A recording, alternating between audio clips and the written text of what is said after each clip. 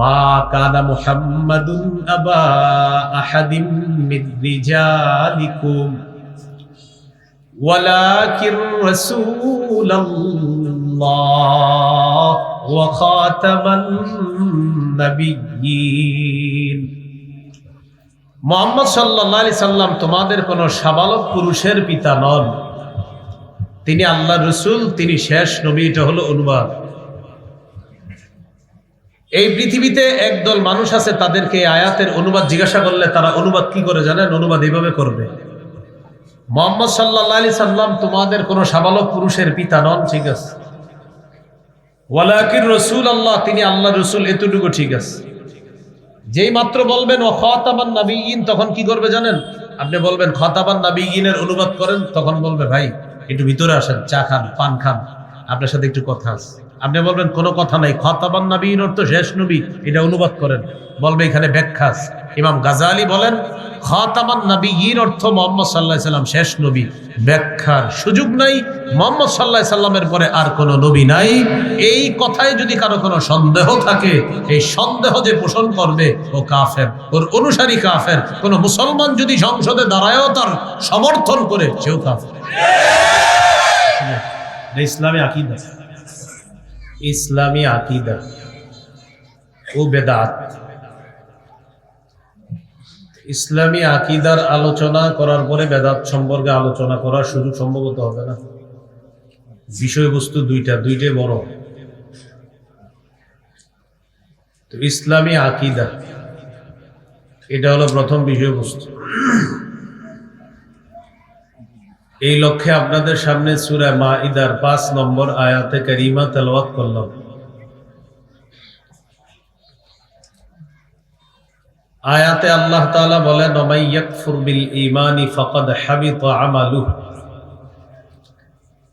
যে ব্যক্তি ঈমানকে অস্বীকার করে তার আমল বরবাদ হয়ে যাবে। ওয়া হুয়া ফিল আখিরাতি মিনাল খাসিরিন, সে আখিরাতে ক্ষতিগ্রস্তদের অন্তর্ভুক্ত হবে।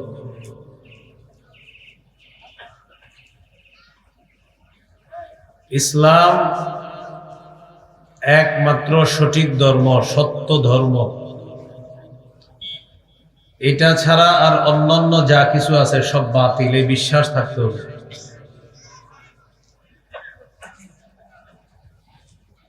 এই জন্য সূরা আলী ইমরানের 19 নম্বর আয়াতে আল্লাহ বলেন ইন্নাদ দীনা ইনদাল্লাহিল ইসলাম, আল্লাহর কাছে একমাত্র দিন হলো ইসলাম। ইমাম তাহাবী রহমতুল্লাহ আলাইহি আকীদাতুত তাহাবিয়ার মধ্যে এনেছেন দীনুল্লাহি ওয়াহিদুন ফিল আরদি ওয়াস সামাই হুয়া দীনুল ইসলাম। দুনিয়াতে এবং আসমানে, জমিনে এবং আসমানে আল্লাহর দিন একটাই, সেটা হলো ইসলাম।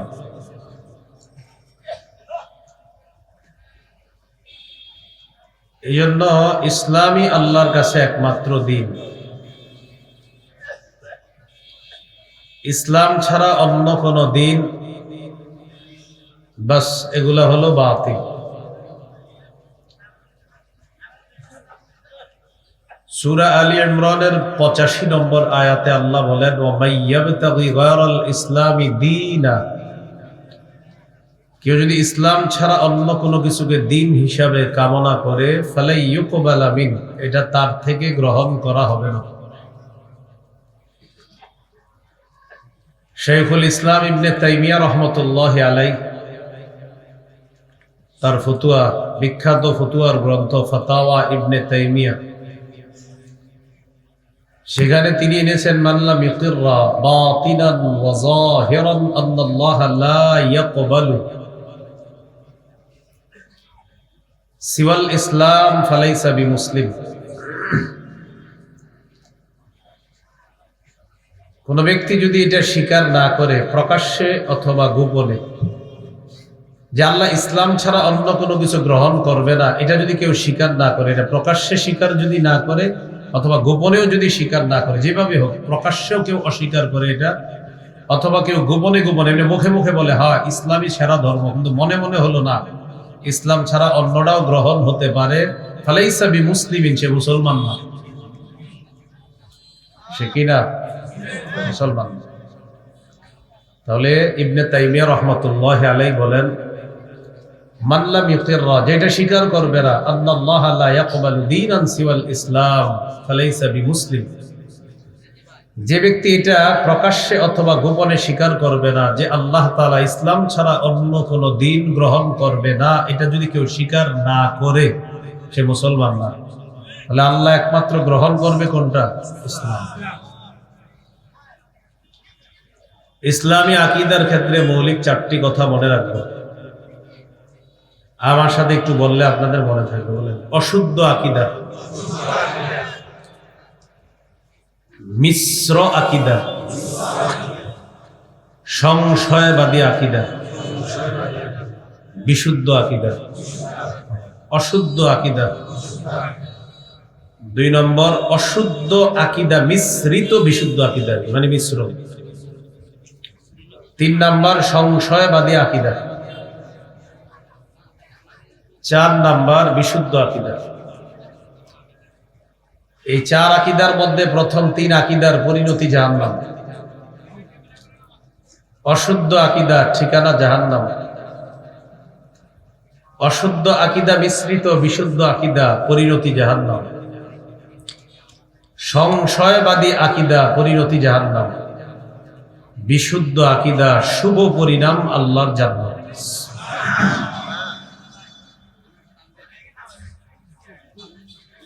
অশুদ্ধ আকীদা মানে যার ঈমান নাই। ঈমান না থাকার পরেও অনেক বেঈমান মানুষ দুনিয়াতে ভালো কাজ করেনি। তাদের এই ভালো কাজের কি হবে?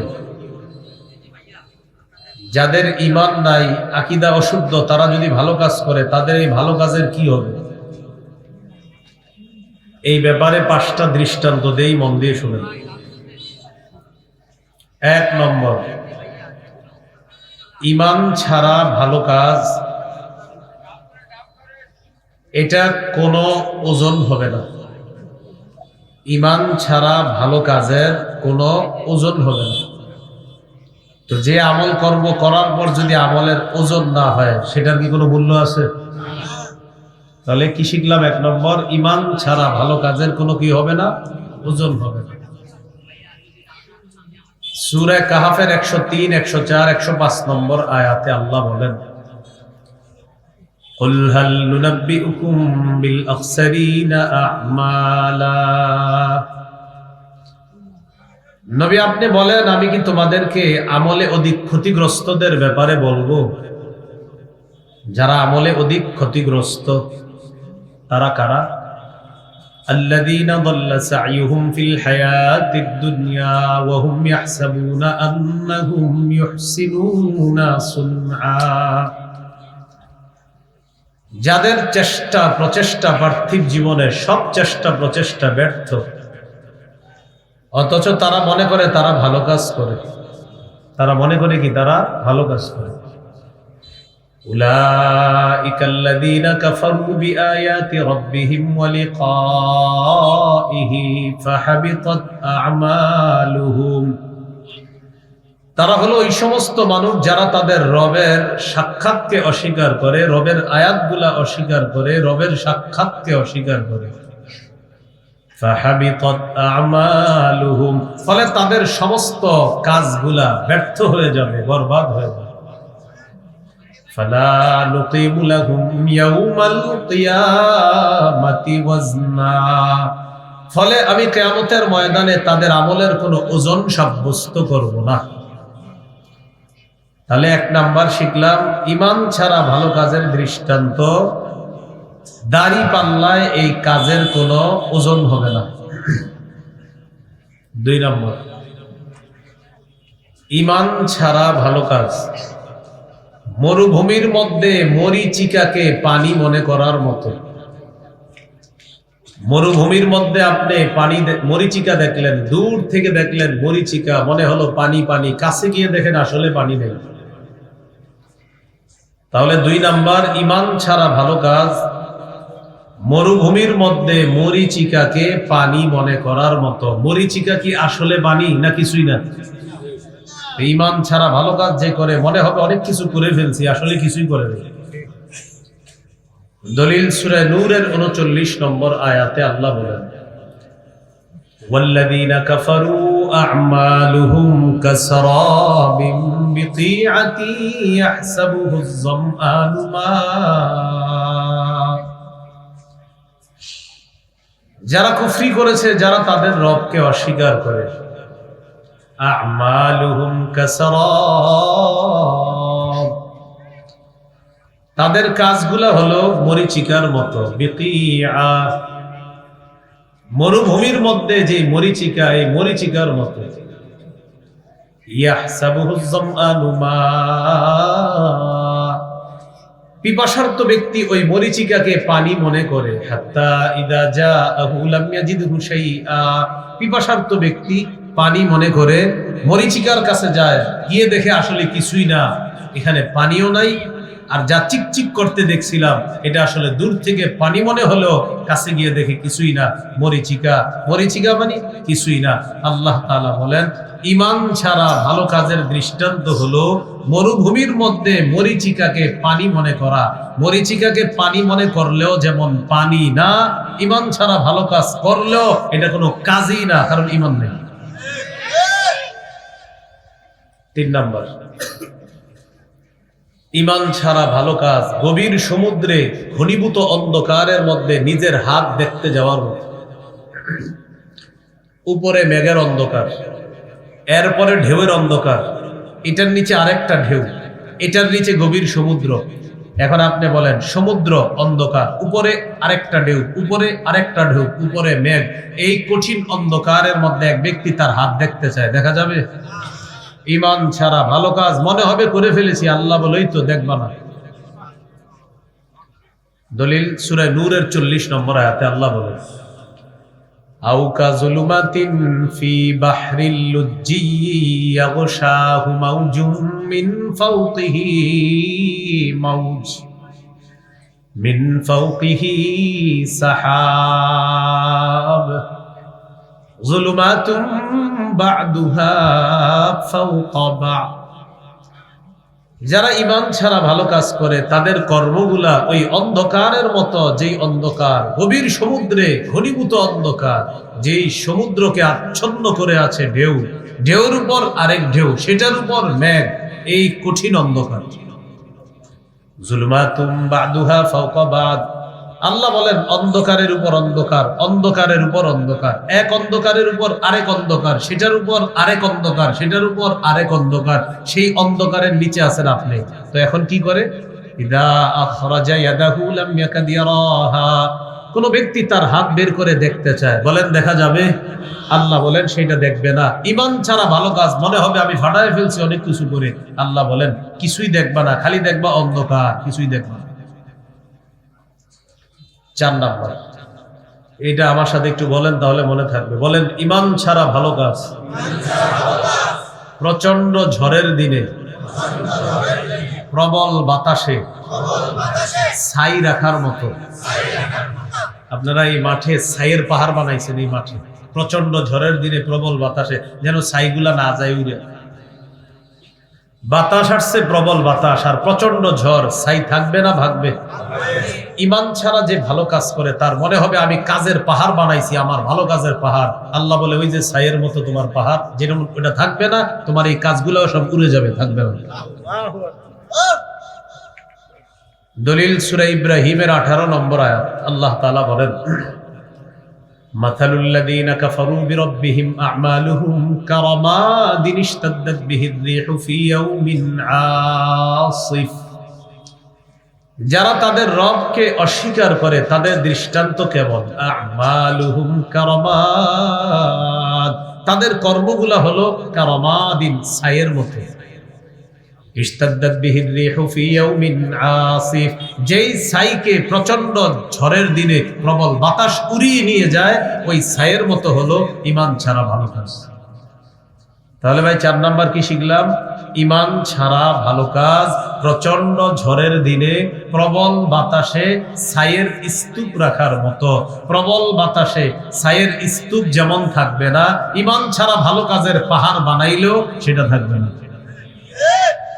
5 নাম্বার, সবাই একটু উপরের দিকে তাকান তো, দেখেন তো কোনো বালু টালু দেখা যায়নি, কিন্তু আছে, আছে বালু, কি কিন্তু দেখি না। তাহলে বোঝা গেল বালু আছে কিন্তু কি করি না।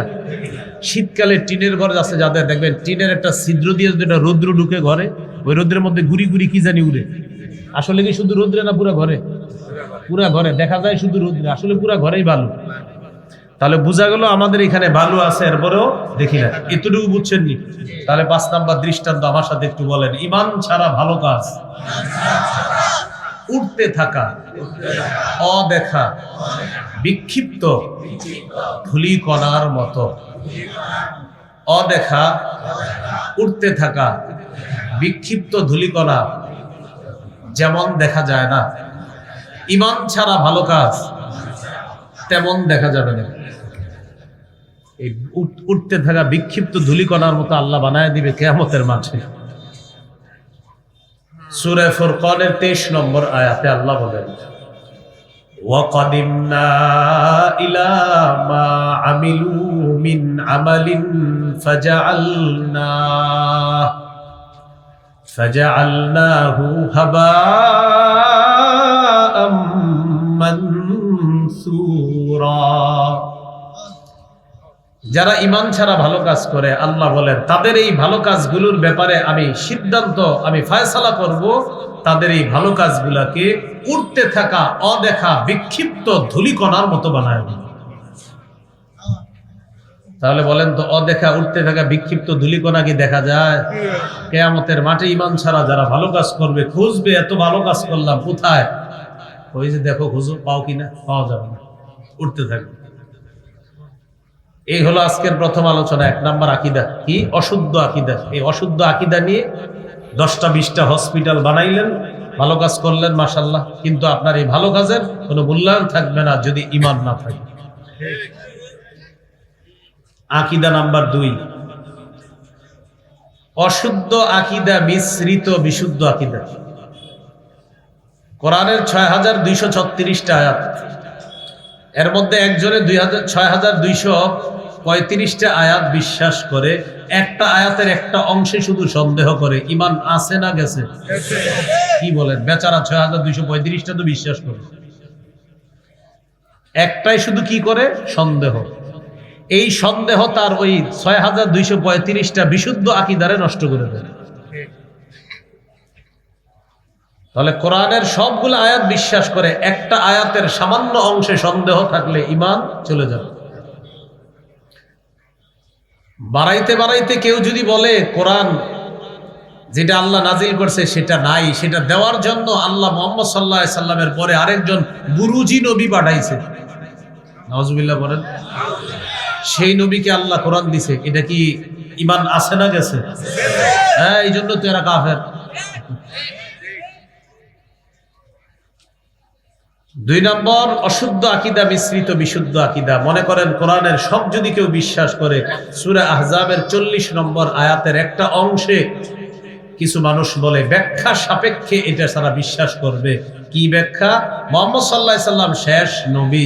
এখানে যদি কেউ ব্যাখ্যা তালাশ করে আমাদের নবীর পরে আরো কোনো নবী আসার সম্ভাবনাও খুঁজে বেড়ায়, তার ঈমান চলে যাবে, তারা কাফের, তার অনুসারীরা কাফের। কোন মুনাফিক রূপী মুসলমান যদি তাদের সমর্থন করে, তারাও কাফের। এটা রেডিমেড ঠিক না, এটা আসলে ঠিক। আমাদের মাহফিলগুলোতে আবার রেডিমেড ঠিকও আছে, মানে হুদায়ও ঠিক করে, এটা কিন্তু আসলেই ঠিক। এটা কি ঠিক? যেমন আমি যদি বলি ইসলামী হুকুমত কায়েম করতে হবে, সবাই কি বলে? ঠিক। বাইর হয়েই হ্যাঁ আপনার কুফুরে গিয়ে সমর্থন করে, তো এটা তো রেডিমেড ঠিক। এই যে এখন ঠিক একটা রেডিমেড ঠিক কি ভাই, আমরা ইসলাম কায়েম করবো বলে ঠিক, বাইরে গিয়ে হ্যাঁ কুফুরে সমর্থন করে। কারে সমর্থন করে? কুফর। এক তাগুত ছাড়ে আর এক তাগুত ধরে, আর এখানে বলে ঠিক। বৃষ্টি থেকে বাঁচার জন্য ঝর্ণার নিচে এসে বারবার দাঁড়াই, আর কপালের মধ্যে খালি বলি যে আমরা বারবার হতভাগা থাকতে চাই, এই জন্য আমরা বারবার নারী নেতৃত্ব চাই, কারণ সারা জীবন হতভাগা থাকতে চাই। কি থাকতে চাই? হতভাগা। কারণ রাসূল সাল্লাল্লাহু আলাইহি সাল্লাম বলে দিয়েছেন, লা ইউফলিহা কওমুন ওয়াল্লাহু আমরাহুম ইমরাআ, ওই জাতি কিছুতেই সফল হবে না যেই জাতি তাদের নেতৃত্বে কোনো নারীকে বসায়। এটা নবীজি বলছে। এখন মনে করেন এরপরে আপনাদের কেউ চান না হুজুর আবার নারী বসাবো, তো এই জন্য লিখে দিবেন এইভাবে, সামনে থেকে পোস্টার করবেন, আগামীতে আবারও নারী নেতৃত্ব চাই, কেননা আমি সারা জীবন হতভাগা থাকতে চাই। না, এটাও আসলে ঠিক, কারণ নবী বলছে যেহেতু এটাই ঠিক। আপনি যদি নারী নেতৃত্ব আবার চান তো আপনার ভাগ্য আল্লাহর কসম কোনোদিন পরিবর্তন হবে না। সিদ্ধান্ত নেওয়া এখনই সময়ের দাবি। আল্লাহ আমাদের দেশের জন্য একজন ন্যায়পরায়ণ পুরুষ শাসক দিয়ে দেন। অশুদ্ধ আকীদা মিশ্রিত বিশুদ্ধ আকীদা। তো সূরা আহজাবের 40 নম্বর আয়াত, এই আয়াতে আল্লাহ বলেন, মা কানা মুহাম্মাদুন আবা আহাদিম মির রিজালিকুম ওয়ালাকিন রাসূলুল্লাহ ওয়া খাতামান নাবিয়্যিন। মুহাম্মদ সাল্লাল্লাহু আলাইহি সাল্লাম তোমাদের কোন সাবালক পুরুষের পিতা নন, তিনি আল্লাহর রাসূল, তিনি শেষ নবী। এটা হলো অনুবাদ। এই পৃথিবীতে একদল মানুষ আছে, তাদেরকে এই আয়াতের অনুবাদ জিজ্ঞাসা করলে তারা অনুবাদ কি করে জানেন? অনুবাদ এইভাবে করবে, মুহাম্মদ সাল্লাল্লাহু আলাইহি সাল্লাম তোমাদের কোন সাবালক পুরুষের পিতা নন, ঠিক আছে, ওয়ালাকিন রাসূলুল্লাহ, তিনি আল্লাহর রাসূল, এতটুকু ঠিক আছে। যেই মাত্র বলবেন ও খাতামান নাবিয়্যিন, তখন কি করবে জানেন? আপনি বলবেন খাতামান নাবিয়্যিনের অনুবাদ করেন, তখন বলবে ভাই একটু ভিতরে আসেন, চা খান, পান খান, আপনার সাথে একটু কথা আছে। আপনি বলবেন কোনো কথা নাই, খাতামান নাবিয়্যিন অর্থ শেষ নবী, এটা অনুবাদ করেন, বলবে এখানে ব্যাখ্যা আছে। ইমাম গাজালি বলেন খাতামান নাবিয়্যিন অর্থ মুহাম্মদ সাল্লাল্লাহু আলাইহি সাল্লাম শেষ নবী, ব্যাখ্যার সুযোগ নাই, মুহাম্মদ সাল্লাল্লাহু আলাইহি সাল্লামের পরে আর কোনো নবী নাই। এই কথায় যদি কারো কোনো সন্দেহ থাকে, এই সন্দেহ যে পোষণ করবে ও কাফের, ওর অনুসারী কাফের। কোনো মুসলমান যদি সংসদে দাঁড়ায়ও তার সমর্থন করে, সেও কাফের। ইসলামে আকীদা। এইগুলো এক নম্বর দৃষ্টান্ত, আমাদের নবী শেষ নবী। দৃষ্টান্ত নাম্বার 2, এই আকীদাটাকে বলা হয় খতমে নবুয়ত আকীদা। কি বলা হয়? মানে আকীদায়ে খতমে নবুয়ত, মানে মুহাম্মদ সাল্লাল্লাহু আলাইহি সাল্লাম শেষ নবী।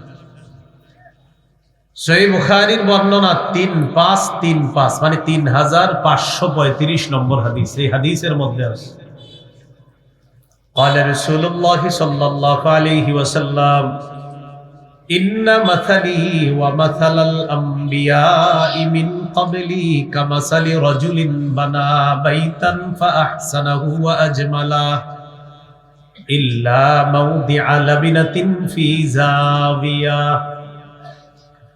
رسول الله صلى الله عليه وسلم বলেন, আমার আর আমার পূর্ববর্তী নবীদের দৃষ্টান্ত হলো এমন এক ব্যক্তির মতো, যে ব্যক্তি একটি সুন্দর ঘর বানিয়েছে, ঘরটা সুন্দরভাবে সাজিয়েছে, ঘরের কোনায় একটা ইটের জায়গা বাকি আছে।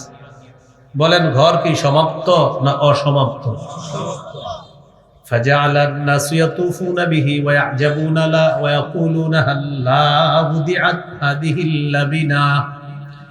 মানুষ এই ঘরের চারপাশে ঘুরতে থাকে আর ঘরটা দেখতে থাকে, ঘরের সৌন্দর্য দেখে সর্বশেষ যখন দেখে একটা ইটের জায়গা ফাঁকা, মানুষ আশ্চর্য হয়ে প্রশ্ন করে আর বলা বলি করে, আল্লাহ বুদিআত হাদিহিল লাবিনা, এই ইটটা কেন স্থাপন করা হলো না, লাগানো হলো না, ইটের জায়গাটা কেন ফাঁকা রাখা হলো? فقال رسول الله صلى الله عليه وسلم انا اللبنا। রাসূলুল্লাহ সাল্লাল্লাহু আলাইহি সাল্লাম বলেন, আমি হলাম সেই ইট। আদম থেকে ঈসা নবী পর্যন্ত নবুয়তের ঘর আল্লাহ সাজিয়েছেন। একজন নবী আসা বাকি ছিল, সেটাই আমি নবী মুহাম্মদ সাল্লাল্লাহু আলাইহি ওয়াসাল্লাম। আমাকে আল্লাহ পাঠিয়ে ওই ইটের জায়গা যেটা ফাঁকা, এই জায়গাটা আল্লাহ পূরণ করে নবুয়তের ঘরের সৌন্দর্যের সমাপ্ত আল্লাহ করে দিয়েছেন। হাদিসের শেষে নবী বলেন, আনা খাতামুন নাবিয়্যিনা লা নাবিয়্যা বা'দি, আমি শেষ নবী, আমার পরে আর নবী হবে না, আমার পরে আর কোনো নবী নাই। দৃষ্টান্ত নাম্বার 3, সহিহ মুসলিমের বর্ণনা 523 নম্বর হাদিস। এই হাদিসের মধ্যে আছে, قال رسول الله صلى الله عليه وسلم فضلت على الأنبياء ب60। নবীজি বলেন, আমাকে অন্যান্য নবীদের উপর শ্রেষ্ঠত্ব দেওয়া হয়েছে ব60, আলাদা স্পেশাল 6টি বৈশিষ্ট্যের কারণে। বলেন তো আমাদের নবীর আলাদা স্পেশাল কয়টি বৈশিষ্ট্য?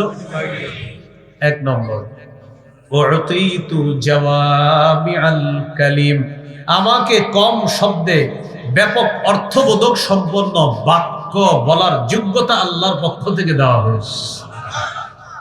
আমাদের নবীজি কথা বলতেন কম, ব্যাপক অর্থবোধক সম্পন্ন কথা বলতেন। এই জন্য কথা কম বলা জরুরি বিষয়। এই ওয়াজ মাহফিলে বয়ানও কম, এটা জরুরি। ওয়াজ মাহফিলে বয়ান সীমিত হবে, যেমন অনেকগুলো আলোচক দাওয়াত দিছে, মাশাআল্লাহ বিষয়বস্তু দিয়ে দিছে, এটা একটা ভালো দিক। এক এক আলোচকের বিষয়বস্তু থাকবে, এটার উপর কথা হবে, বাস। এখানে আলাদা অন্য কোনো আলোচনা হবে না, এই বিষয়ের উপর আলোচনা শেষ, আপনি চলে যান, আসসালামু আলাইকুম, আরেকজন কথা বলবেন। মাহফিলের ময়দানগুলোকে অনর্থক কথা থেকে বাঁচানোর জন্য আলোচককে আপনি সীমিত কিছু বিষয় দিয়ে দেন, এই বিষয়ের উপর নির্দিষ্ট কথা বলে দিন না। উনি এখানে বসে আপনারে পুরো হিস্টোরি শোনাবে পৃথিবীর, আসার সময় কোথায় কি হয়েছে না হয়েছে এগুলো বলুন।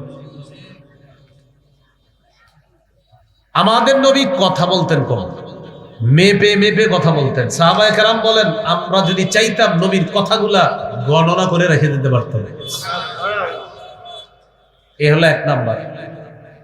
আমাকে ব্যাপক অর্থবোধক সম্পন্ন কম শব্দে এরকম বাক্য বলার যোগ্যতা আল্লাহর পক্ষে দেওয়া হয়েছে, আল্লাহর পক্ষ থেকে এটা দেওয়া হয়েছে।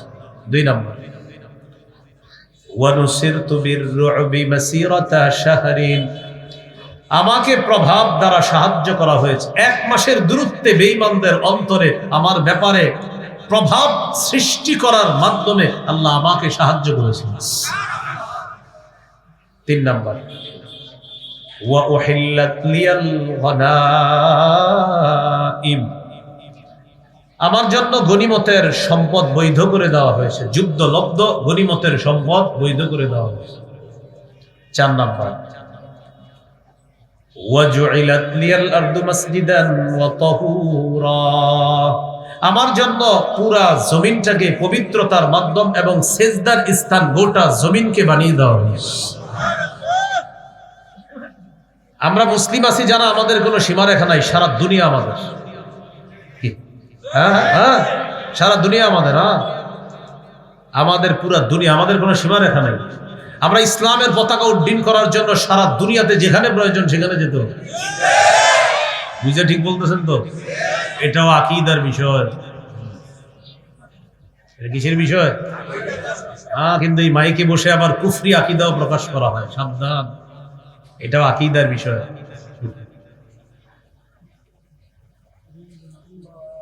তো 4 নম্বর, নবীজি বললেন, আমার জন্য গোটা জমিনটাকে পবিত্রতার মাধ্যম এবং সেজদার স্থান বানিয়ে দেওয়া হয়েছে। 5 নম্বর, ওয়া উরসিলতু ইলাল খালকি কাফা, আমাকে গোটা জগতের সমস্ত সৃষ্টির কাছে পাঠানো হয়েছে, পুরো জগৎ। 6 নম্বর, ওয়া খুতিমা বিয়ান নাবিয়্যুনা, আমার মাধ্যমে নবুয়তের ধারাবাহিকতা খতম করা হয়েছে, শেষ করা হয়েছে। আমি শেষ নবী, আমার পরে আর কোনো নবী নেই। দৃষ্টান্ত নাম্বার 4, তিরমিজির হাদিস 2272 নম্বর হাদিস। এই হাদিসের মধ্যে আছে, قال رسول الله صلى الله عليه وسلم إن الرسالة والنبوة قد انقطعت فلا رسول بعدي ولا نبي। রাসূলুল্লাহ সাল্লাল্লাহু আলাইহি ওয়াসাল্লাম বলেন, রিসালাত এবং নবুয়ত কদ ইনকাতাআত, এটার ধারাবাহিকতা শেষ হয়ে গেছে। ফালা রাসূলা বাদি ওয়ালা নাবিয়্যা, আমার পরে আর রসুল হবে না, আমার পরে আর নবী হবে না। ওয়ালাকিনিল মুবাশশিরাত, তবে সুসংবাদ থাকবে। কি থাকবে? ক্বালু ওয়ামাল মুবাশশিরাতু ইয়া রাসূলুল্লাহ। সাহাবীগণ প্রশ্ন করলেন, হুজুর সুসংবাদ কি জিনিস? فقال رسول الله صلى الله عليه وسلم رؤيا المسلم। রাসূলুল্লাহ সাল্লাল্লাহু আলাইহি সাল্লাম বললেন, সুসংবাদ হলো মুসলমানের স্বপ্ন। ইদাখতারাবাজ জামান লাম তাকাদ রুয়াল মুমিনি তাকযিব। কিয়ামত যত নিকটবর্তী হবে মুমিনের স্বপ্ন তত সত্য হতে থাকবে, মুমিনের স্বপ্ন মিথ্যা হবে না। কিয়ামত ঘনিয়ে আসবে, মুমিনের স্বপ্ন সত্য হতে থাকবে। এটা সুসংবাদ। বলে এটা কি সুসংবাদ দান করে আর কি। তাহলে নবুয়তের দরজা বন্ধ, রিসালাতের দরজা বন্ধ, সুসংবাদ বাকি আছে। এটা বললেন নবীজি সাল্লাল্লাহু আলাইহি ওয়াসাল্লাম। দৃষ্টান্ত নাম্বার 5, তিরমিজির হাদিস 2219 নম্বর হাদিস। এই হাদিসের মধ্যে আছে قال رسول الله صلى الله عليه وسلم لا تقوم الساعة حتى تلحق قبائل من أمتي بالمشركين وحتى يعبدوا الأوثان। নবীজি বলেন, কিয়ামত ততক্ষণ সংগঠিত হবে না যতক্ষণ আমার উম্মতের একদল মুশরিকদের সাথে মিলিত না হবে। শুধু তাই নয়, তাদের শিরকি কাজের মধ্যেও তারা অংশগ্রহণ করবে। কি বলছেন আপনারা? বুঝতেছেন কিছু? কি বলছে? কিয়ামত ততদিন হবে না আমার উম্মতের একদল মুশরিকদের সাথে মিলিত হবে।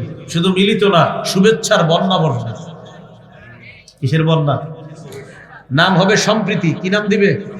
মানে সম্প্রীতির নাম দিয়ে শিরিকও করে ফেলবে, নাম দিবে সম্প্রীতি।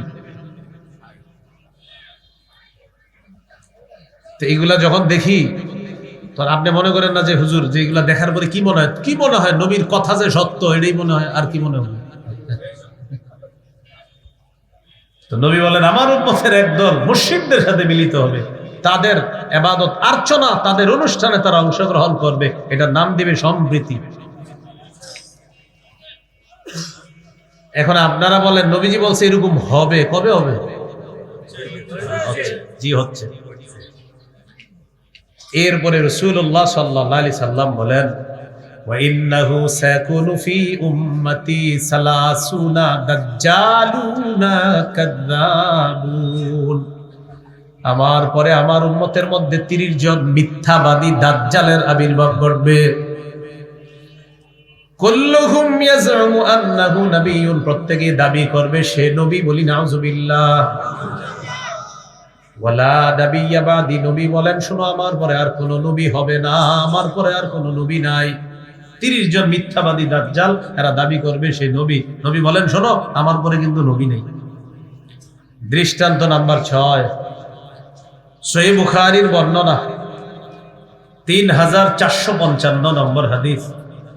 এই হাদিসের মধ্যে আছে قال رسول الله صلى الله عليه وسلم كانت بنو إسرائيل تسوسهم الأنبياء।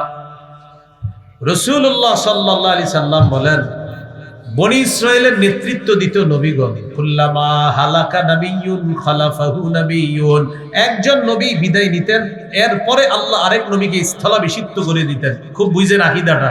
এক নবী যাইতেন, আরেক নবী স্থলাভিষিক্ত, এক নবী যাইতেন, আরেক নবী স্থলাভিষিক্ত, এক নবী যাইতেন, পিছনে আরেক নবী। আস্তে আস্তে ঈসা নবী গেলেন, আমাদের নবীকে আল্লাহ পাঠালেন। তাহলে আমাদের নবী গেলেন, তারপরে এই জায়গায় ধোকাবাজ আপনারে ধোকা দিবে। ধোকাবাজরাই হাদিস দিয়ে আপনাকে ধোকা দেওয়ার চেষ্টা করবে। দেখছো, তোমাদের নবী তো বলছে এক নবী যাবে, আরেক নবী আল্লাহ পাঠাবে। তো কি বুঝাইতে চান? বলবে মুহাম্মদ সাল্লাল্লাহু আলাইহি সাল্লাম যেহেতু গেছে, অতএব আরেকজন, নাউজুবিল্লাহ বলেন। কিন্তু হাদিস আরেকটু বাকি আছে। তখন আপনি ভদ্রভাবে বলবেন, ভাইয়া হাদিস তো আরেকটু আছে, সেটা বলেন। এই হাদিসে শেষে আছে, শোনো, এক নবী যায়, আরেক নবী আল্লাহ পাঠায়, তবে লা নাবিয়্যা বাদি, আমার পরে আর নবী নাই, আর আল্লাহ পাঠাবে না। এই নিয়ম ঠিক আছে, একজন যাবে আর একজন পাঠাবে, একজন যায় আরেকজন পাঠায়। আমি আসছি, আমি যাব, যাওয়ার পরে কিন্তু আর পাঠাবে না। এটাও নবী হাদিসের শেষে বলে দিয়েছে। দৃষ্টান্ত নাম্বার 7, সহিহ বুখারীর বর্ণনা 4416 নম্বর হাদিস। আলী রাদিয়াল্লাহু তাআলা আনহু তাবুক তাবুক যুদ্ধের সময় আলী রাদিয়াল্লাহু তাআলা আনহুকে রাসূল সাল্লাল্লাহু আলাইহি সাল্লাম মদিনায় তার স্থলাভিষিক্ত করে গেলেন। খুব বুঝেন কথাটা, একজন নবী তার সাহাবীকে স্থলাভিষিক্ত করে গেলেন দায়িত্ব পালন করার জন্য মদিনার। নবী কোথায় যাবে? তাবুক যুদ্ধে। তো তাবুকের যুদ্ধে যাওয়ার সময় হযরত আলী রাদিয়াল্লাহু তাআলা আনহুকে যখন প্রতিনিধি বানাইলেন, খলিফা বানাইলেন, আলী রাদিয়াল্লাহু তাআলা আনহু বললেন নবীজিকে, আতুখাল্লিফুনি ফিন নিসাই ওয়াস সিবিয়ান, হুজুর আপনি আমাকে নারী আর শিশুদের মাঝে রেখে গেলেন, আমাকে নারী আর শিশুদের মাঝে আপনার প্রতিনিধি বানায়া গেলেন। কে বললেন? হযরত আলী রাদিয়াল্লাহু তাআলা। নবীজি বললেন, খুব মন দিয়ে শুনবেন অনুবাদটা কি বলছেন নবী, আলা তারদা আন তাকুনা বিমানজিলাতি হারুনা মিন মূসা। আলী, মূসা নবীর স্থলাভিষিক্ত হয়ে হারুন নবী যেমন মর্যাদা লাভ করছে, তুমিও কি আমার স্থলাভিষিক্ত হয়ে ওই মর্যাদায় অধিষ্ঠিত হওয়াটা তোমার পছন্দ না? সুবহানাল্লাহ। বুঝেন, কিন্তু এখানে ধোকার সুযোগ আছে। কি বলতেছে? মূসা নবীর স্থলাভিষিক্ত কোন নবী হয়েছে? আচ্ছা, আমাদের নবীজির স্থলাভিষিক্ত কে হচ্ছেন? আলী। আলী রাদিয়াল্লাহু তাআলা আনহু কি বলছেন, আলী তুমি কি চাও না তুমি হারুন নবীর মতো ওই মর্যাদা অর্জন করবা যেটা হারুন নবী মূসা নবীর প্রতিনিধি হয়ে মর্যাদা অর্জন করেছে? তুমিও কি আমার খলিফা হয়ে ওই মর্যাদা অর্জন করতে চাও না? তাহলে বলেন তো, হযরত আলী হলেন আমাদের নবীর খলিফা। এখন ওই আলী কোন নবীর স্থানে রাখলেন নবীজি? হযরত হারুন নবী। কোন নবী? তাহলে হারুন নবী, বলেন হারুন। আবার হারুন তার মর্যাদায় অধিষ্ঠিত করতেছে কোন সাহাবীকে? এখন আপনারে বুঝাবে, দেখছো হারুন নবীর মতো আলী, হারুন নবীর মতো, আবার হারুন নবীর মতো, এর মানে আলীও এই জায়গায় ঢোকা দেয়। নবী আমার সাথে সাথে বলে দিছে, আলী শোনো, তোমারে বলছি হারুন নবীর মর্যাদা লাভ করবা, এর মানে এই না যে তুমি নবী হয়ে যাবা, না, আমার পরে আর নবী নাই, এটা দুনিয়াবাসীরে জানায় দিল।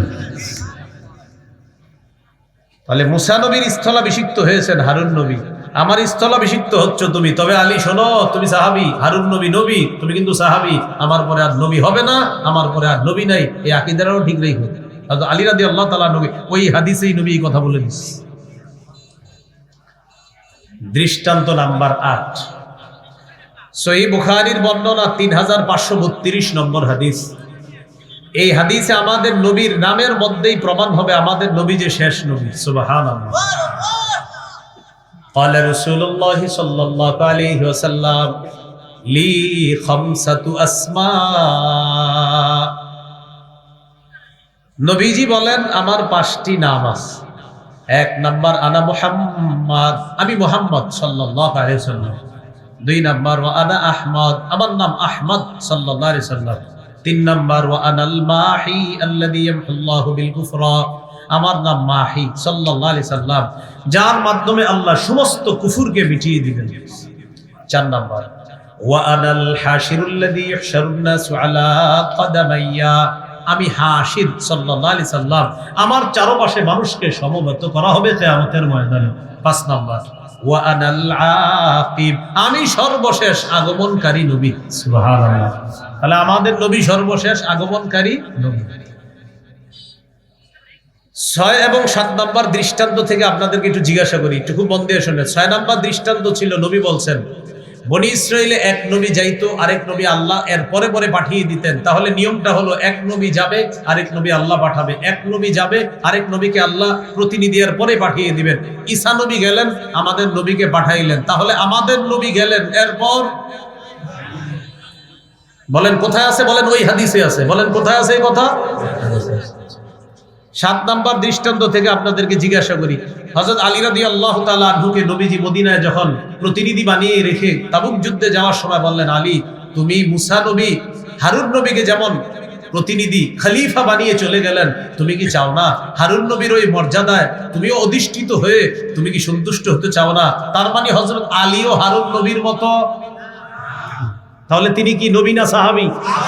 ওই হাদিসে নবী কি বলে দিয়েছে? আমার পরে আর কোনো নবী হবে না। আল্লাহ আমাদেরকে কথাগুলো মনে রাখার তৌফিক দান করুন। তাহলে বলেন আকীদা, আমাদের নবীর পরে আর কোনো নবী হবে না, বা নাই বলবেন, আসবে না বললেন না, কি বলবেন না? বলবেন হবে না। বলেন আমাদের নবীর পরে কোনো নবী, বারবার বলেন, আবার বলেন। এখন একদল আপনারে বুঝাবে হবে না, না আসবে না, আপনারে বলবে, তখন আপনি বলবেন হবে না, আপনি বলবেন হবে না, হবে না, হবে না। হ্যাঁ বলবে ঈসা নবী তো আসবে, আপনি বলবেন ঈসা নবী আসলে আপনার সমস্যা নেই। তখন আপনারা বলবে একটু বুঝাই দাও, তখন আমার সাথে চলেন আমরা বুঝাই ওদেরকে। বলেন ঈসা নবী আমাদের নবীর আগে নবী হয়েছেন, তিনি এখনো মৃত্যুবরণ করেননি।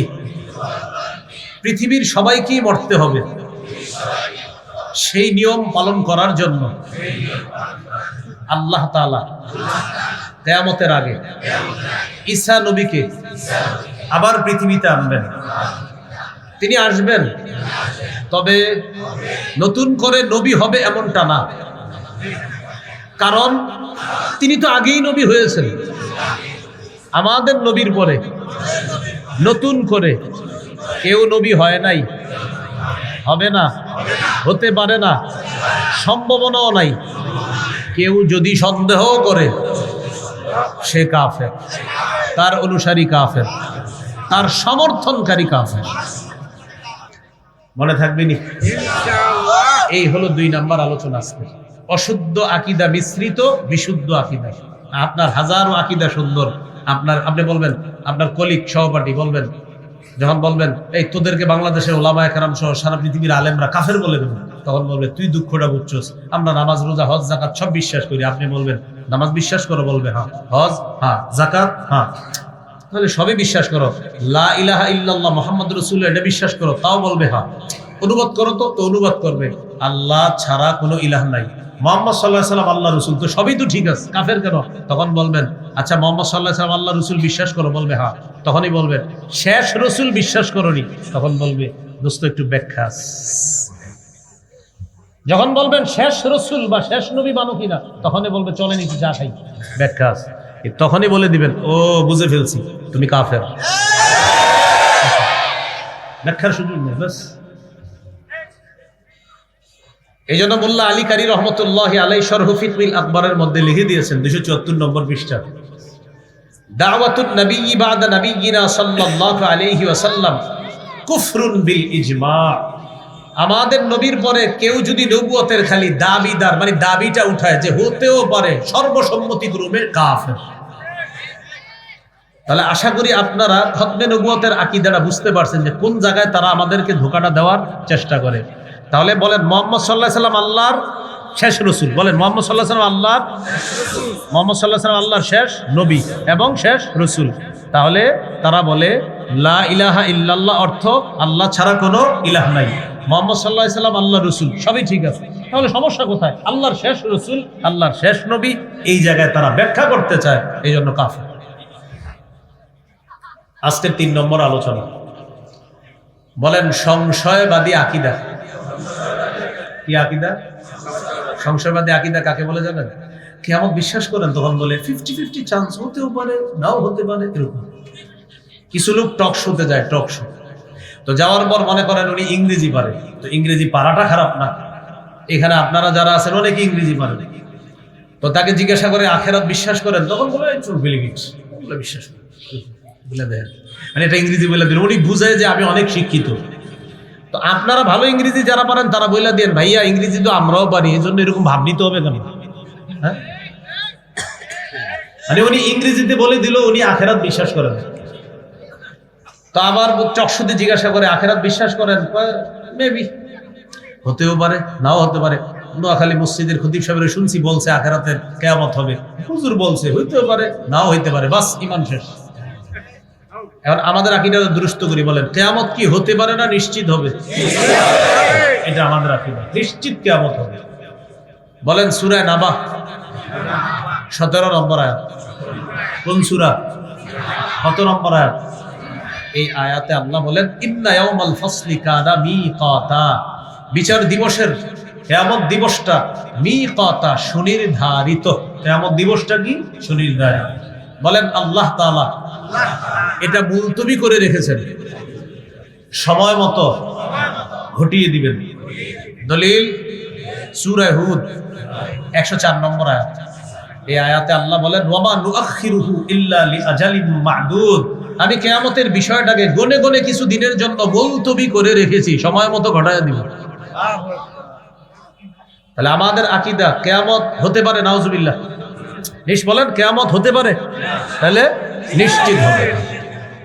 তো সংশয়বাদী আকীদা যারা রাখবে তাদের ঠিকানা জাহান্নাম। দলিল 25 নম্বর পারা 20 নম্বর পৃষ্ঠা সূরাতুল জাসিয়া 32 থেকে 35 নম্বর আয়াতে আল্লাহ বলেন, ওয়া ইযা কিলা ইন্না ওয়া'দাল্লাহি হাক্কুন ওয়াস-সাআতু লা রাইবা ফিহা। কিছু মানুষ আছে যখন তাদেরকে বলা হয় আল্লাহর ওয়াদা সত্য, ওয়াস-সাআতু লা রাইবা ফিহা, কিয়ামত হবে এতে কোনো সন্দেহ নাই, কুলতুম মা নাদরি মাস-সাআ, তখন তোমরা সংশয়বাদী কিছু মানুষ জবাব দিতা, মা নাদরি মাস-সাআ, আমরা জানি না কিয়ামত কি জিনিস, ইন্নাজুন্নু ইল্লা যান্না, আমরা শুধু ধারণা রাখি, ওয়া মা নাহনু বিমুস্তাইকিনিন, আমরা দৃঢ়ভাবে বিশ্বাস করি না। নাউজুবিল্লাহ। আল্লাহ বলেন কিছু মানুষ আছে তাদেরকে যখন বলা হয় আল্লাহর ওয়াদা সত্য, কিয়ামত হবে কোনো সন্দেহ নাই, তখন তোমরা সংশয়বাদী কিছু মানুষ বলতা যে কিয়ামতের বিষয়টা আমরা এটা কিয়ামত কি জিনিস জানি না, এরপরে তোমরা এরকম বলতা আমরা শুধু ধারণা রাখি, ওয়া মা নাহনু বিমুস্তাইকিনিন, আমরা দৃঢ়ভাবে বিশ্বাস করি না। বলি নাউজুবিল্লাহ। এরপরে আল্লাহ তাআলা বলেন, وَبَدَا لَهُمْ سَيِّئَاتُ مَا عَمِلُوا وَحَاقَ بِهِمْ مَا كَانُوا بِهِ يَسْتَهْزِئُونَ।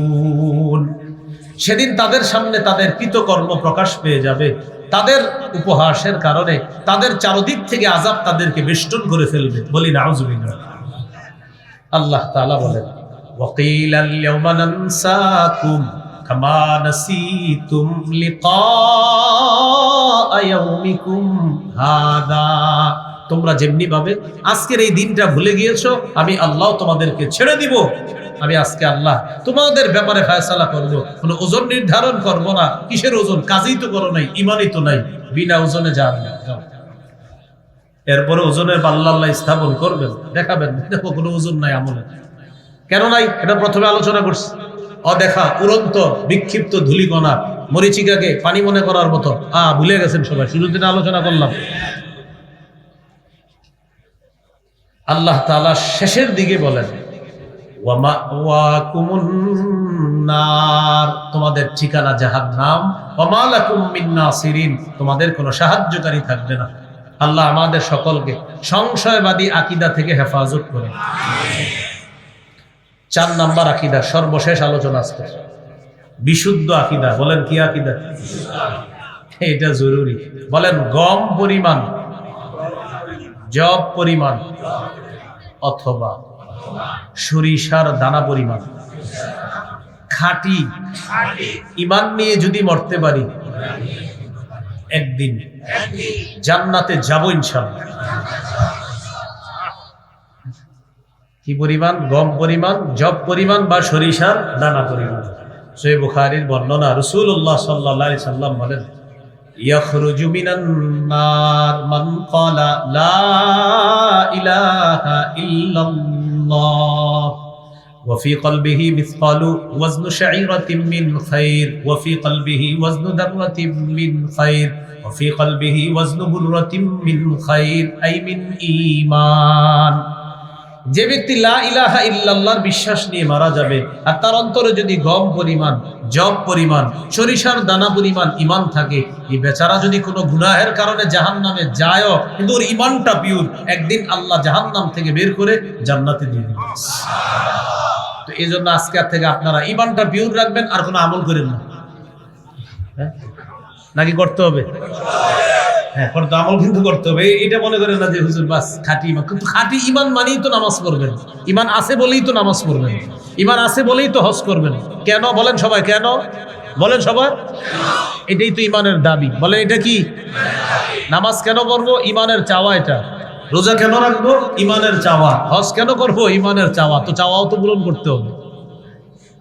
সহিহ বুখারীর বর্ণনা 6443 নম্বর হাদিস, 1237 নম্বর হাদিস। 1237 হাদিসটা একটু ছোট আছে, 6443 একটু বড় আছে। কোনটা শুনবেন? বড়টাই শোনেন, সমস্যা নাই। হ্যাঁ, এই হাদিসের মধ্যে বর্ণনাকারী সাহাবীর নাম আবু যর গিফারি রাদিয়াল্লাহু তাআলা। তিনি বলেন, একদিন রাতের বেলা নবীজির সাথে আমি বের হলাম। মানে নবীর সাথে আমি বের হয়েছি এমন না, নবীজি রাতে হাঁটতেছে চাঁদের আলোতে, আমি একটু দূরে দূরে হাঁটতেছি। আমি ভাবলাম নবীজি মনে হয় একা একা হাঁটাটা পছন্দ করতেছে, থাক একাই হাঁটুক, আমি দূরে দূরে হাঁটি। তো নবীজি একা হাঁটে, আমিও দূরে দূরে হাঁটি, আর দেখি নবীজি কই যায়। ফালতাফাতা ইলাইয়া, হঠাৎ আমার দিকে তাকাইছে। তাকায়া রাখতো, বললেন, মান কে? এটা দেশ গ্রামের মানুষকে বোঝানো সহজ। রাতের বেলা পুকুরের এই পাশে আছেন আপনি, হঠাৎ পুকুরের ওই পাশে কারে যেন আপনি অনুভব করলেন, এই কে রে ওই পাশে? বলি না। রাতের বেলা রাসূল সাল্লাল্লাহু আলাইহি সাল্লাম বললেন, মান, এই কে? আবু যর রাদিয়াল্লাহু তাআলা আনহু বললেন, আবু যর, হুজুর আমি আবু যর। ও আবু যর, জি। তাল, আরে এদিকে আসো। সুবহানাল্লাহ। তাহলে সাহাবীকে কাছে নিয়ে আসেন, আনার পর নবীজির পাশে পাশে হাঁটতেছে। এবার সাহাবী, একটু দৃশ্যটা কল্পনা আনেন তো। এতক্ষণ ছিলেন দূরে, এখন নবী আর তার একজন সাহাবী, আশেপাশে কেউ নাই, চাঁদের আলোতে। একজন হলেন মাখলুকের মধ্যে শ্রেষ্ঠ মাখলুক, আর আরেকজন হলেন মানুষের মধ্যে, উম্মতের মধ্যে যারা শ্রেষ্ঠ উম্মত, তাদের একজন আল্লাহ রাসূলের সাথে হাঁটতেছে। তো হাঁটতেছে হাঁটতেছে নবীজি বলতেছে, আবু যর, ইন্নাল মুকথিরিনা হুমুল মুকিল্লুনা ওয়া ফি রিওয়ায়া আল আকাল্লুনা ইয়াউমাল কিয়ামা। এক জায়গায় আছে আল আকসারুনা আল আকাল্লুনা ইয়াউমাল কিয়ামা, আরেক জায়গায় ইন্নাল মুকথিরিনা হুমুল মুকিল্লুনা ইয়াউমাল কিয়ামা। আবু যর, দুনিয়াতে যাদের সম্পদ বেশি, আখিরাতে তাদের সওয়াব হবে একদম কম। বাড়িওয়ালারা টেনশনে পড়ে গেছে, জমিদাররা টেনশনে পড়ছেন, টেনশনে পড়ছেন। টাকাওয়ালারা টেনশনে পড়েন নাই। কি বলছে? টাকাওয়ালারা দুনিয়াতে বেশি টাকা যাদের, আখিরাতে সব কি হবে? অনেকে পুরাই চেহারা কালো, হুজুরি কি বললেন আপনি? টেনশন করেন না, পরে কি বলে দেখেন। ইল্লা মান আতাহুল্লাহু খায়রা ফানাফাখা আন ইয়ামিনিহি ওয়া আন ইয়াসারিহি ওয়া বাইনা ইয়াদাইহি ওয়া মিন খালফিহি। তবে আল্লাহ যাকে সম্পদ দিয়েছেন, সে ডানে বামে সামনে পিছনে আত্মীয় স্বজন, অসহায় মিসকিন দরিদ্র অসহায়, তাদের প্রতি খেয়াল রাখে, তাদের প্রতি খরচ করে। যাকে আল্লাহ টাকা দিয়েছে, টাকাগুলা খাত অনুযায়ী সঠিকভাবে সে আদায় করে, সে দুনিয়াতে যেমন অনেক টাকার মালিক, কিয়ামতের ময়দানে প্রচুর সওয়াবেরও মালিক। টেনশনের কিছু নাই। কাদের জন্য? যারা হক অনুযায়ী টাকাগুলা খরচ করবেন। তবে কৃপণতা যারা করবে, তাদের জন্য আর কি টেনশন। তো বলতে বলতে নবীজি সাল্লাল্লাহু আলাইহি সাল্লাম এক জায়গায় গিয়ে বলে, আবু যর, তুমি এখানে একটু অপেক্ষা করো, আমি সামনে যাই, আমার সাথে আর যাও না। লা তাবরাহ মাকানাক হাত্তা আরজিয়া ইলাইকা, এখানেই থাকবা আমি আসার আগ পর্যন্ত, এখান থেকে নড়বা না।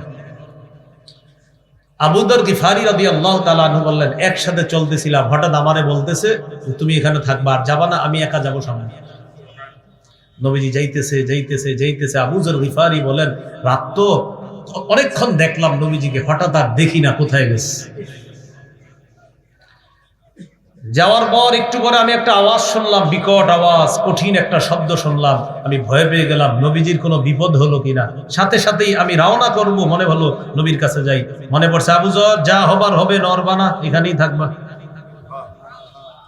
তো এটা মনে পড়ার কারণে আর নড়ি না, বসে রইছি এখানে, অপেক্ষা করি। কয়েকটা টেনশন একসাথে কাজ করতেছে। নবীজি গেলেন, আওয়াজ শুনলাম, হলোটা কি? দ্বিতীয় টেনশন, নবীজি বলছে এখান থেকে না নড়তে, যেতেও পারতেছি না। তৃতীয় টেনশন, এখনো আসে না কেন? তাকায় রইছে। হঠাৎ দেখি আল্লাহ রাসূল কার সাথে যেন কথা বলতে বলতে গেলেন, একা আসতেছে, একজনের সাথে কথা বলতে বলতে আমার দিকে আসতেছে। তবে আশ্চর্যের বিষয় হলো, যার সাথে কথা বলে তাকে আমি দেখি না। সুবহানাল্লাহ। তো নবীজি আমার কাছে আসার পর আমি বললাম, লাম আসবির, হুজুর আর সহ্য করতে পারতেছি না। কি? আপনি যাওয়ার পরে যা যা ঘটছে, এই বিষয়গুলো না জানা পর্যন্ত আমি কিন্তু আর স্থির হইতে পারতেছি না। আমাকে বললেন না নড়তে এখান থেকে। এরপরে আপনি যাওয়ার পরে একটা বিকট আওয়াজ শুনলাম। এরপরে আপনি গেলেন একা, আসার সময় কথা বলতেছেন, আবার যার সাথে কথা বলেন তারে দেখি। নবীজি বললেন, ও তুমি আওয়াজ শুনছো? জি। জিবরিল আজকে একটু অন্যভাবে আসছে আমার কাছে, ওইটা জিবরিলের আসার আওয়াজ। আচ্ছা হুজুর, কার সাথে কথা বলতেছিলেন আপনি আসার সময়? ও আচ্ছা, যার সাথে কথা বলতেছিলাম এটাও জিবরিল। হুজুর আপনাকে কি জানি বলতেছিল, আর আপনি বারবার বলতেছিলেন এই হইলেও আমার উম্মত জান্নাতে যাবে, এরকম বলতেছিলেন। নবীজি বললেন, জিবরিল আমাকে বলছে, বাশশির উম্মাতাক আন্নাহু মান মাতা মিন উম্মাতিকা লা ইউশরিকু বিল্লাহি শাইআ দাখালাল জান্নাহ। নবী, আপনি আপনার উম্মতকে সুসংবাদ দেন, আপনার উম্মতের যে শিরিক করা ছাড়া মারা যাবে সে একদিন জান্নাতে প্রবেশ করবে। তো এটা আমারে জিবরিল বলছে। বলার পর আমি বলেছিলাম যে এই হলেও বলতে আবার এটা ওলামায়ে কেরাম বুঝে ফেলছে, এটা আপনাদের সামনে বলা যাবে না সবকিছু। আপনারা আবার বলবেন, হুজুর এটা কি? না, এটা এমন কিছু না। আমল বেশি বেশি করবেন, বেশি বেশি আমল করবেন, আমল বাড়ায়া দিবেন। তো রাসূলুল্লাহ সাল্লাল্লাহু আলাইহি সাল্লাম এই হাদিসের মাধ্যমে বুঝিয়ে দিলেন, শিরিক ছাড়া, শিরকি আকীদা, শিরকি কথা কর্ম ছাড়া যদি যেতে পারি, ইনশাআল্লাহ একদিন জান্নাতে প্রবেশ করব। তাহলে এটা হলো 4 নাম্বার বিশুদ্ধ আকীদা। সূরা মাইদার 72 নম্বর আয়াতে আল্লাহ বলেন, ইন্নাহু মাইয়ুশরিক বিল্লাহ, যে ব্যক্তি আল্লাহর সাথে শিরিক করবে, ফাকাদ হারামাল্লাহু আলাইহিল জান্নাহ, আল্লাহ তার উপর জান্নাত হারাম করে দিবেন, ওয়া মাওয়াহুন নার, তার ঠিকানা জাহান্নাম। বলি নাউযুবিল্লাহ। সূরা কাহফের 110 নম্বর আয়াতে আল্লাহ বলেন, ফামান কানা ইয়ারজু লিকা রাব্বিহ, যে ব্যক্তি তার রবের সাথে সাক্ষাৎ কামনা করে, ফালইয়ামাল আমালান সলিহা, সে যেন নেক কাজ করে, ওয়ালা ইউশরিক বিইবাদাতি রাব্বিহি আহাদা, সে যেন তার রবের ইবাদতে কাউকে শরীক না করে, অংশীদার না বানায়। এই জন্য এখানে মনে রাখবো, আমরা শিরকি আকীদা আমাদের যেন না আসে। তাই আমার সাথে কয়েকটা কথা বলেন শিরকি আকীদা রাখবো না। যেমন বলেন, কবরের কাছে গিয়ে কিছু চাইবো না, দেওয়ার মালিক নেওয়ার মালিক আল্লাহ। এখন আপনার একটা বিশ্বাস হলো এরকম আকীদা, আপনি আমাদের সামনে নামাজ রোজা সব ঠিক আছে, ইমাম সাহেবেরও সালাম দেন ডেলি, কিন্তু আপনার মনে মনে একটা আকীদা হলো, আল্লাহ যেমন দিতে পারে, অমুক জায়গায় গেলেও কিছু চাইলে দিতে পারে। বাস, এটা অশুদ্ধ আকীদা, এটা শিরকি আকীদা হয়ে যাবে, আপনার সবকিছু কিন্তু শেষ করে দিবে। এই আকীদাগুলা রাখা যাবে না। এই আকীদা খুব ভয়ঙ্কর আকীদা। সূরা শুরা 49-50 নম্বর আয়াতে আছে, লিল্লাহি মুলকুস সামাওয়াতি ওয়াল আরদ, আসমান জমিনের রাজত্ব আল্লাহর। ইয়াহাবু লিমান ইয়াখলুকু মা ইয়াশা, তিনি যা ইচ্ছা তা সৃষ্টি করেন। ইয়াহাবু লিমান ইয়াশাউ ইনাসা, যাকে ইচ্ছা কন্যা দান করেন। ওয়া ইয়াহাবু লিমান ইয়াশাউ যুকুর, যাকে ইচ্ছা ছেলে দান করেন। আও ইউযাউযুহুম যুকরানা ওয়া ইনাসা, যাকে ইচ্ছা ছেলে মেয়ে উভয়টা দান করেন। ওয়া ইয়াজআলু মান ইয়াশাউ আকিমা, যাকে ইচ্ছা ছেলেও দিবেন না মেয়েও দিবেন না, বন্ধা বানাবেন কে? আমাদের আকীদাটা স্বচ্ছ করি, মেয়ে দেয় কে? ছেলে দেয় কে? ছেলে মেয়ে উভয়টা দেয় কে? হবে না একজনও, সেটাও ক্ষমতা কার? আল্লাহ। তাহলে এই 4টা আকীদা। 1 নম্বর আকীদা অশুদ্ধ আকীদা। এই অশুদ্ধ আকীদার উদাহরণ দিয়েছিল 5টা, মনে আছে নাকি না আপনাদের? 1 নম্বর, ঈমান ছাড়া ভালো কাজ কোনো ওজন হবে না, সূরা কাহফ 103 থেকে 105। 2 নম্বর, ঈমান ছাড়া ভালো কাজ মরুভূমির মধ্যে মরীচিকাকে কি মনে করার মতো? পানি মনে করার মতো, সূরা নূর 39 নম্বর আয়াত। 3 নম্বর, ঈমান ছাড়া ভালো কাজ গভীর অন্ধকারে, মেঘের অন্ধকার, ঢেউয়ের অন্ধকার, নিচে আরেক ঢেউ, এটার নিচে গভীর সমুদ্র, হাত দেখতে চাওয়ার মতো। 4 নাম্বার, ঈমান ছাড়া ভালো কাজ প্রচন্ড ঝড়ের দিনে প্রবল বাতাসে কি রাখার মতো জানি? 5 নাম্বার, ঈমান ছাড়া ভালো কাজ অদেখা উঠতে থাকা বিক্ষিপ্ত ধূলিকণার মতো। হ্যাঁ, মনে আছে না? সূরা ফুরকানের 23 নম্বর আয়াত। দ্বিতীয় আলোচনা ছিল মিশ্রিত আকীদা, অশুদ্ধ আকীদা মিশ্রিত বিশুদ্ধ আকীদা। এর মধ্যে খতমে নবুয়ত আকীদা ছিল উল্লেখযোগ্য। সূরা আহজাবের 40 নম্বর আয়াত, সহিহ বুখারীর 3535 নম্বর হাদিস, সহিহ মুসলিমের 523 নম্বর হাদিস, তিরমিজির 2272, তিরমিজির 2219, সহিহ বুখারী 3455, সহিহ বুখারী 4416, সহিহ বুখারী 3532।